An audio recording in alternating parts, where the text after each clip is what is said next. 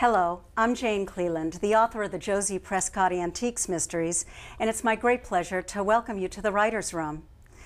In the Writer's Room, we interview some of the most engaging and interesting authors of the day, including today's guest, Wendy Corsi Staub. We're extra lucky today to have her editor with us as well, Lucia Macro. Before we get going with the questions, I want to introduce both of these remarkable women to you, and I'll start with Wendy. Wendy is the New York Times best-selling author of more than 75 books. The novels have sold more than 4 million copies. They've been translated into a dozen languages. And under her own name, Wendy achieved the New York Times best-selling status with her single-title psychological suspense novels. She also writes women's fiction, young adult paranormal. She writes an enormous array of different kinds of books, and we'll talk about that as well. Wendy won the Romantic Times Award for Career Achievement in 2008. She also won the Rita Award from the same organization, the Romance Writers of America, and numerous other awards as well. Her books are regularly selected for inclusion into some of the most prestigious clubs, like the Mystery Guild, the Literary Guild, the Doubleday Book Club, among many others. She lives in the suburbs of New York City with her husband of 20 years and their 2 children. She graduated from SUNY, that's the State University of New York, in Fredonia, and delivered the keynote commencement address at their graduation ceremony in 2008. That's quite an honor, and has been asked to serve on the Dean's Advisory Council for the College of Arts and Sciences. Wendy brings to her writing an array of skills and experiences, so impressive, and her editor is impressive too. Lucia Macro is a vice president, executive editor at Morrow Avon, where she currently edits romance and women's fiction for both of those imprints, the Morrow and the Avon imprints of HarperCollins. In addition, she's part of the team that produces Avon Impulse, one ebook title a week. Lucia works with both New York Times best-selling authors and new authors on their way up. In 2006, Lucia was the recipient of the prestigious Vivian Stevens Industry Achievement Award from the Romance Writers of America. Welcome. It's such an honor to be talking to you both. Nice to be here. Thank you. Lucia, may I start with you? Did you always want to be an editor? Oh, the short answer to that is perhaps a disappointing no. I went to college and I thought I was going to be a journalist. And later I thought I was going to be a lawyer. And I told my dad I was going to be a lawyer, which is how I got away with being an English major. Because I kept convincing him. I said, I'm going to go to law school. But when I graduated, I had this liberal arts degree, and I didn't know what to do with it. And I literally read. And you decided you didn't want to be a lawyer. Oh, I never wanted to be a lawyer. I just told my father that, so he would let me be an English major. Okay, so we're starting with a mystery suspense thing early. Yeah, a little bit of a mystery. And so I read an article, it's really sad, I read an article in Cosmo magazine that said 10 things you can do with a liberal arts degree, and one of them was be an editorial assistant, and I thought, well, I can type really fast, and I read a lot, and I was an English major, so I applied to every publishing house in New York City, and luckily someone took me on as an editorial assistant, and that's how the rest was history. And the rest was history. That is how my career was born. Where did you come from? Are you a New York native? I'm from the Hudson Valley. So I grew up in Rhinebeck, New York, which is just a little bit north of here. Wonderful. Wonderful. Wendy, what about you? What was your path to publication? And did you always want to be an author? I always wanted to be an author from the time I was in 3rd grade when I wrote an essay for my teacher who proclaimed it you know, just the sparkling example of wonderful writing. And I was so inspired that I went home that day and told my parents that I would grow up and write books. And I never changed my mind. I can be very, very one-track mind, which suits me well in this career. And I just, I pursued it from that time on. And so did you jump right in and start sending out submissions? I did. At 9 years old, I was apparently submitting to Ladies' Home Journal. I found submissions tucked away that my mother had kept along with the rejection letters. Imagine they did not want to publish an Abraham Lincoln essay written by a third grader in Ladies' Home Journal. But I carried on. I don't give up easily. So yeah. You know, that's something I hear a lot on the Writers' Room is the importance of persistence.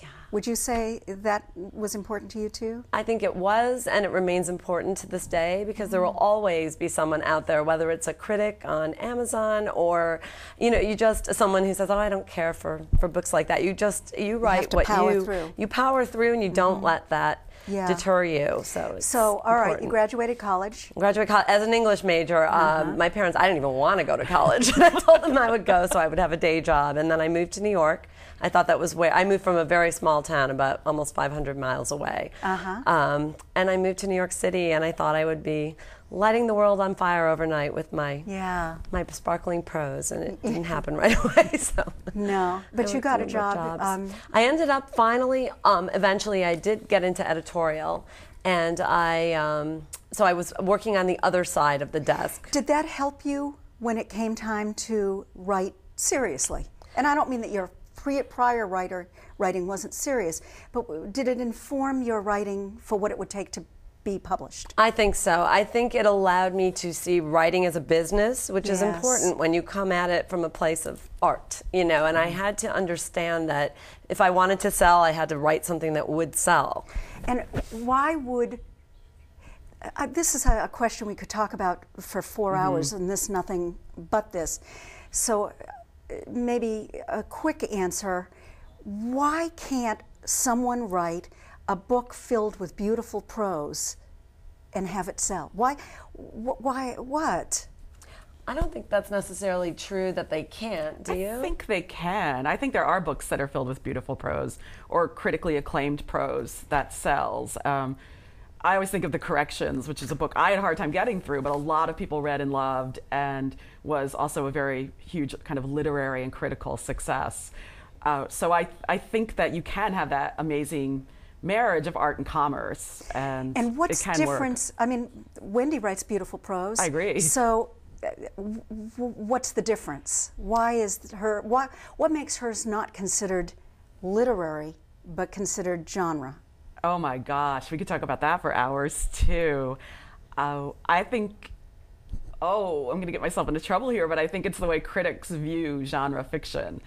And I think that there are big critics in the country who don't appreciate genre fiction. A weed is a weed because someone labeled it a weed. Right. Otherwise we'd call it a flower. Right. Yes. It's infuriating, I think, from where we sit.